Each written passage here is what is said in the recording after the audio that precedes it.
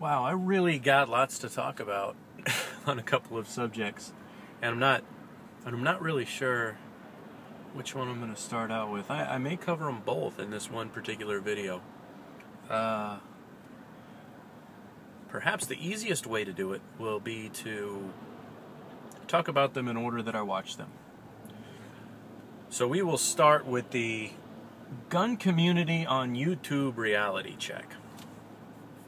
Now, Johnny has done a couple of videos in a series on, calling bullshit on certain practices and behaviors on YouTube, and giving a reality check on the state of affairs and how our actions as gun owners affect others, and as well as the state of affairs regarding our right. In the more recent one, he puts forth a criticism on on concealed carry. People talking about their minimum caliber requirements, and he talks up a 32 and gives a reality check of the close-in nature of a self-defense encounter, as well as talking about printing and things like that. I'll put a link down below. However, for the second time, and I've kind of let him slide on this a couple of times because I understand where he's coming from. I am a very, very strong pundit for gun safety. I see no reason to muzzle flash anyone, unloaded or loaded or safe, whatever. There's no reason not to follow certain guidelines as far as gun safety goes. However, though, for the second time, Johnny has pointed out that a right has a certain duty when being exercised. I can understand that point, and gun ownership is one of those things where one person's liberties can easily overlap another's. However, the term right pretty much is just that. It's not like, oh, well, in order for you to exercise your right, you need to do this and that. If it was something that you had to do in order to do it, then it would not be called a right anymore. I do understand, though, the reality of it is that our rights are slowly being eroded to the point of becoming privileges. And the point of firearms and weapon ownership has nothing to do with privilege. It has to do with defense of the state. And defense of the state begins at the person and then works outward. If I am defending myself in a self-defense encounter where somebody is attempting to harm my person, then I am, in effect, defending the state as I am a portion of it. Period. But it's a right.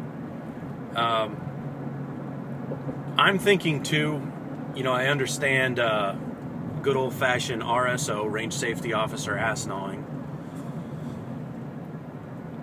And it's a different story when we're in competition and, somebody muzzle flags outside of the 180 and they get disqualified. It's a very different story than an inalienable, constitutionally guaranteed right.